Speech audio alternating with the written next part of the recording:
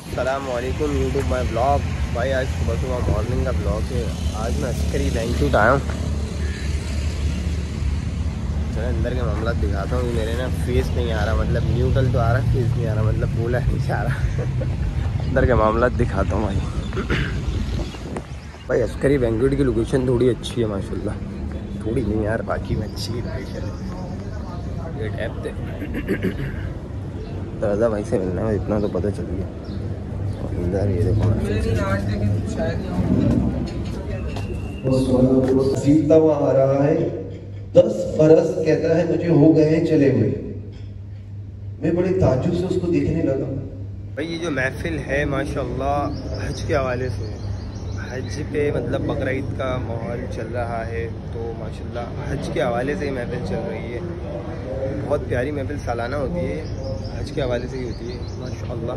नहीं, सीना अंदर नहीं हो सकता, आपको इसको नीचे करना है, ठीक है, और पेट को अंदर कर लेना है इस अंदाज से इंशाअल्लाह। ये आपने पेट अंदर करके हाथ का सपोर्ट दिया और इस तरह यहाँ लिया, ठीक, दरमियान से फोल्ड किया। आपने देखा मैंने जो उल्टे हाथ पे पकड़ा था उसको मैंने किसी तरीके से छोड़ा नहीं और लूज भी नहीं किया। बस यही टेक्निक है कि आप इसको अपने हाथ से लूज ना होने। अब आपने ये एहराम की चादर बांधी, अब अपने पेट को नॉर्मल किया तो ये टाइट हो गया। ये जो इसके ऊपर बेल्ट बांधा जाता, जहां पर हाजी ऐसा हो जाता है जैसे कि अपनी माँ के पेट से जला गया। हज के जो 12 काम बताए थे उसमें से 2 काम हो चुके।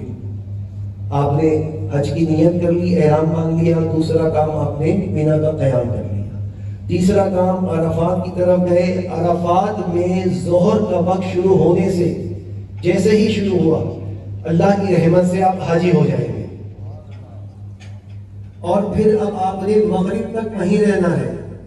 ये नहीं कि अपने हाजी हो गए यहां से जल्दी निकल के डाउनलोड कर लीजिएगा। नंबर 1 हज का एहराम, हज की नियत।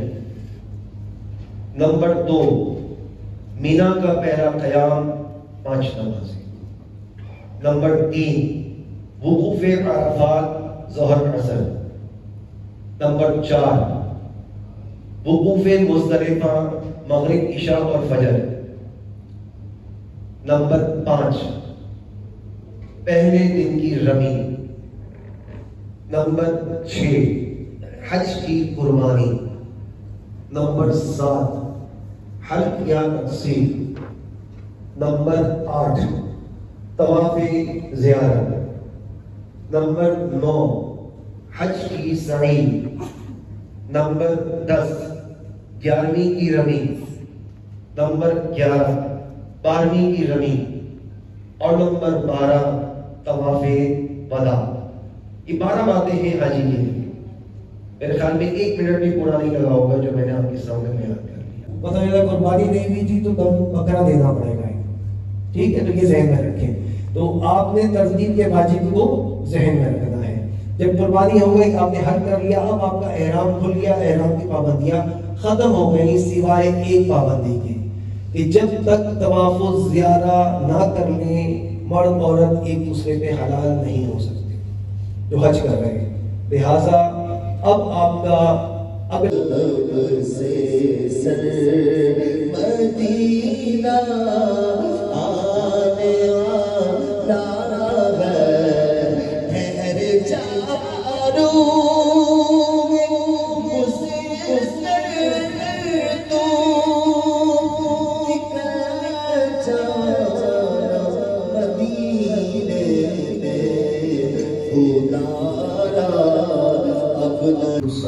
ये आपने जो एहराम बताया है ये लड़के वाला से होना चाहिए या तौलिए वाला? दोनों इस्तेमाल कर सकते हैं, लेकिन हम तौलिए का ये जो एहराम था ये तौलिए का, बारीक तौलिए का एहराम था। नॉर्मली लट्ठे में क्या होता है कि वो पसीने की वजह से जिस्म से चिपक जाता है। ये मक्का शरीफ में बनते हैं तो मक्का शरीफ में भी पूरी नमाज पढ़ेंगे, मिना, मुज़दलिफा, अरफात सब जगह पूरी नमाज पढ़ेंगे। मेरा मेन सवाल जमा का है, वो मैं समझ गया। जब आपकी वो कसर वाली बात तो मैं समझ गया, ठीक है, अगर वो मुसाफिर है तो वो कसर करेगा, अगर वो मुसाफिर नहीं, आपने 15 दिन वाली जो बात की। बट वो जो जमा का मसला है कि ज़ोहर असर जमा करनी है तो ज़ोहर असर सिर्फ मैंने कहा ना, उसकी जो पूरी शराइत हैं किताबों में लिखी हैं, पूरी तो यहाँ बयान नहीं करूँगा। अकेले में मिलेंगे तो या व्हाट्सअप दे दे, आपको पूरी तफसील भेज दूँगा। उसमें बादशाह इस्लाम या बादशाह इस्लाम का नायब पूरी शराइत है। और वो मस्जिद नमरा में पूरी अगर होती हैं तो वहाँ के लिए आपके खेमे तक वो नहीं पहुँचेगी। ओके, चलिए एक सवाल और है उसके हवाले से कि जब आप एहराम की हालत में होते हैं तो उसमें टूथपेस्ट वगैरह कर सकते हैं? जी, टूथपेस्ट को सूरत में किया जा सकता है कि जब वो टूथपेस्ट ऐसा हो जैसे पकाई के अमल से जिस पे हीट लगी हुई हो। हम कैसे जानेंगे? वो नॉर्मली टूथपेस्ट की इंग्रेडिएंट्स जो लिखी होती है कि इसमें इतने डीप टेम्परेचर।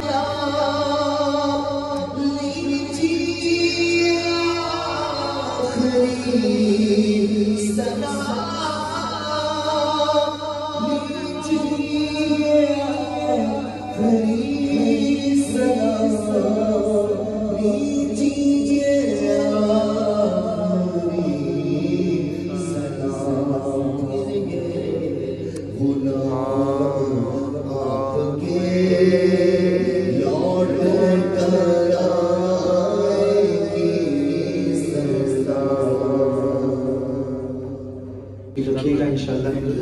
माशाअल्लाह निसार अली होगी जिन्होंने नमाज भाई नमाज ज़ोहर का टाइम हो गया, सोफ़े बन रही हैं तो नमाज़ पढ़ने के बाद फिर निसार अली उजागर साहब जो हैं वो हज के हवाले से समझाएंगे।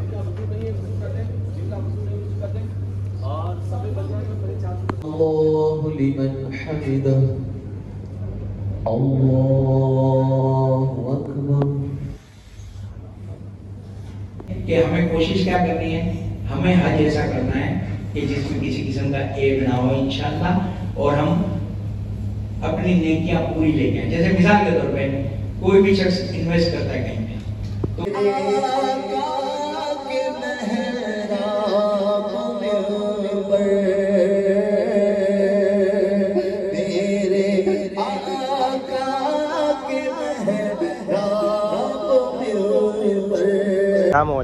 ब्लॉग चल रहा है, कुछ कहना चाहेंगे हाजियों के लिए?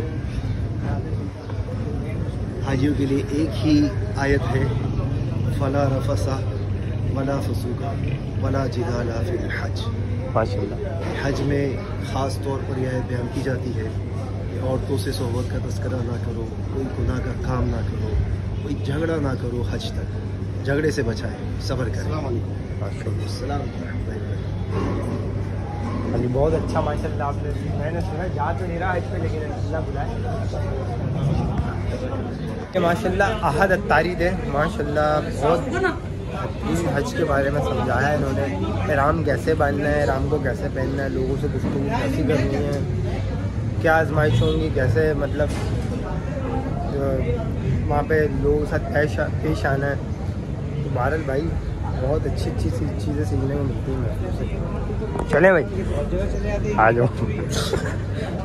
भाई महफिल वगैरह सब फ्री हो चुका हूँ, बस कुछ ही देर में अब घर निकलूँगा मैं। माशाल्लाह यार ऐसी महफिल अटेंड करने से ना तो बहुत कुछ सीखने को मिलता है। माशाल्लाह आज सीखने को मिला एहराम कैसे बांधना है, हज पे मतलब कैसे मतलब लोगों के साथ पेश आना है। मतलब बहुत अच्छी बातें सीखने को मिलती हैं यार। ऐसे माहौल में बंदा रहे ना दिल गार्डन हो जाता है। इन्होंने बैठे बैठे ना यार अहद अत्तारी भाई ने माशाल्लाह इन्होंने तो बैठे बैठे ना समझे मदीने का सफ़र करवा दिया बैठे बैठे। मतलब ऐसा दिल हो गया था बिल्कुल मायूस, मतलब बिल्कुल वो हो गया था यार मैं भी मदीने जाऊँ, मैं भी उम्रे पे जाऊँ, मतलब ऐसा दिल हो गया था। लेकिन बस इंशाअल्लाह अल्लाह चाहेगा तो बुलाएगा, इंशाअल्लाह जाएंगे एक ना एक दिन भरोसा है। तो यार बड़ा मज़ा आया, बहुत बेहतरीन मज़ा आया। निसार अली उजागर साहब हैं माशाल्लाह, उनकी तो फिर बात ही अलग है। वो उन्होंने सिर्फ दुआ कराई, उनका बयान मैंने बोला यार बयान करेंगे माशाल्लाह मज़ा आएगा। निसार अली उजागर साहब की तो बात ही अलग है माशाल्लाह, वो भी फिर पूरा सारी फिर माशाल्लाह बाकी मदीने का सफ़र करवा देते हैं सारी माशाल्लाह। बाकी इंशाल्लाह महफिल का ख़त्म है। अब ये साउंड वाले भाई काम समेट रहे हैं, असम्बली वाले भाई असम्बली उतार रहे हैं। अभी मैं बैठा हूँ, फैमिली की कुछ पिक्चर्स वगैरह लेनी है क्लाइंट्स के घर वालों की, फिर उसके बाद मैं पैकअप करूँगा, फिर मैं घर निकलूँगा। अस्सलामुअलैकुम, कैसे हैं आप? वालेकुम सलाम। क्या हाल है आपके? अल्हम्दुलिल्लाह, ठीक है आप? अल्हम्दुलिल्लाह। कुछ कहना चाहेंगे? हज पे जा रहे हैं माशाल्लाह। दुआ करें हज पे चले जाएं। अभी तक तो वीज़ा नहीं आया। नहीं आया? ये नाम तो आ गया आपका। तो वहाँ भी नाम आ जाए ना माशाल्लाह। मैं नाम आ गया बस, तो फिर वहाँ से भी नाम आ जाएगा इंशाल्लाह। हम वहाँ गए तो बेड़ा पार है। इंशाल्लाह दुआ में याद रखिएगा। इंशाल्लाह। मैं तुम्हारा भाई पहुँच चुका घर। नेक्स्ट व्लॉग में मिलते हैं। अल्लाह हाफिज़। नींद बुरी नहीं बात करें माँ।